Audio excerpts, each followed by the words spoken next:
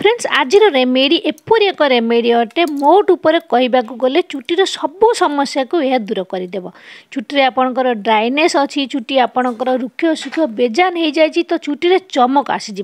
आपण चुटी silkie sign हेब, चुटी मोटे पाचबनी नटा हेबनी, ता सहित चुटी झड़वा बंद हेब। आपण चुटी पूरा स्ट्रंग हेब, मजबूत हेब, हेल्दी हेब। तो आउ कौन दरकार मोट उपर कहवाक गले आज रेमेडी सर्वगुणा संपन्न अटे। तो आज रेमेडी सर्वप्रथम जिनस देखो आमको दरकार पड़ो दही। दही फ्रेंड्स एपरी एक जिनस अटे ना, जदि आपण सप्ताह थे दिथर करवा मझे मझे जदि आप दही आपण चुटी लगाउे तो आपण चुटी किसी समस्या आसबनी, या ग्यारंटी मोर। जदि आप चुटी दही लगाउे तो आपण को पार्लर जावा दरकार ना, से खर्च कर दामी दामी आप जो केराटिन ट्रिटमेंट कर जो स्पा कर चुटी याड़ू सियाड़ू जो कर किसी आपण को दरकार ना।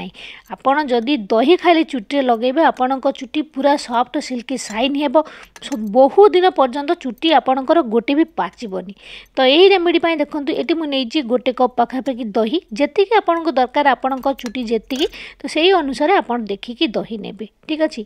एवं दही रे सेकेंड जिनस आम ये मिसेबा सोरिष तेल। सोरिष तेल गोटे नेचुरल भाव कंडीशनिंग काम करते। आपण चुटी कंडीशनर आ लगेबा दरकार नहीं जदि आप सोरिष तेल यूज करछंती। आ जदि आपको सोरिष तेल पसंद नहीं आप नड़िया तेल भी यूज करेंगे, किंतु सोरिष तेल बहुत ही भल। मो मतरे सोरिष तेल जो आप चुटी लगे आपण चुटी कंडीशनिंग होगा सहित चुटी सिल्की साइन हेब, आ चुटी मोटे पाचबनी, चुटी झड़वा भी बंद हेब। एते बढ़िया काम करता है यही दुईटी जिनसर कॉम्बिनेशन, आउ किछि नहीं, केवल यही दुईटी जिनस। चाहिए तो यार गुण आउर बढ़ियापी आप विटामिन ई ऑयल भी यूज करेंगे, जड़ा तेल भी यूज करेंगे, आपड़ कदली भी यूज करेंगे, एलोवेरा जेल भी यूज करेंगे, किंतु किछि जदि नहीं केवल एतिकी। आ तेल भी न मिसवा चाहूँगी खाली भी दही आप लगे पारे, तथापि भी आपण चुटी देखिए केते साइन ही करिवो। तो ये दुईट जन जिनस को देखो भल से मिक्स कर नहीं एवं एबे या भल से गोड़े देवे एवं आपण चुटीर मूल एवं लेंथ रे पूरा चुटी भल से पूरा लगे नेबे। पूरा चुटी देखो ये भल से लगे टी हल्का हल्का मसाज करदे। या द्वारा भितर को पूरा माने चुटी मूल को पर्यंत आपण या माने जो चुटी मूल पर्यंत लगिज तो चुटी मूल भी स्ट्रंग हेबो, आ चुटीर इन्फेक्शन सब दूर हो। जदि चुटी मूल आपंकर डैंड्रफ होउची, फंगाल इन्फेक्शन होउची, ताहा भी दूर हो। दही तो भल किछि नहीं फ्रेंड्स। आ यह को समस्त घर तो अति सहज मिल जाए, लगेबा भी सुविधा।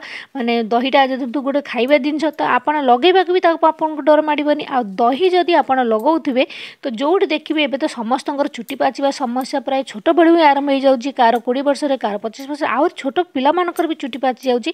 किंतु जदि आप मासरे 2-3 थर दही लगाउे यहीपरी तो देखिए आपण माने मो ग्यारंटी मोर आपको आप 70-80 वर्ष पर्यंत भी आपण चुटी गोटे भी पाचबनी।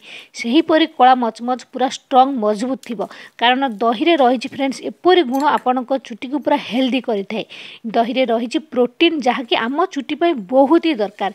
दही रे फैट रही जहाँकि आपण चुटी को सिल्की साइन करें।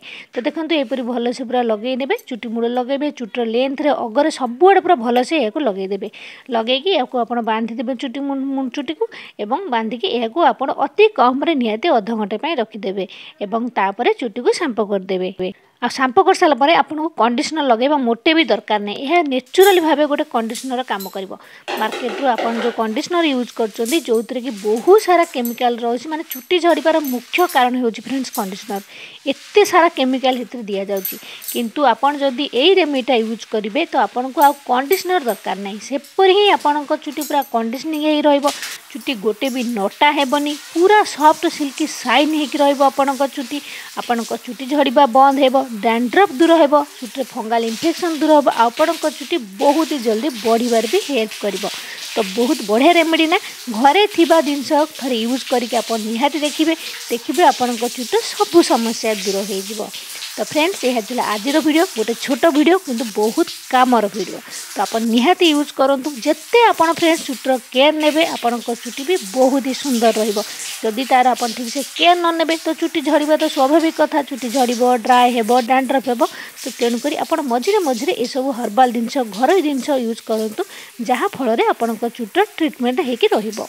तो फ्रेंड्स यह थिला आजिर वीडियो भावुँ आज आजिर वीडियो आपको बहुत भल लगी जदि वीडियो भल लगी तो मोर मोटिवेशन तो लाइक निहाती करेंगे जदि आपण मैंने फेसबुक रे मते फॉलो करना तो जल्दी जाई फेसबुक रे भी फॉलो कर दिंतु से एका आईडी तुम सांग ना रे जोटी बहुत सारा छोट छोट रेमेडी मुझे शेयर करूँ निहाती पसंद आसो।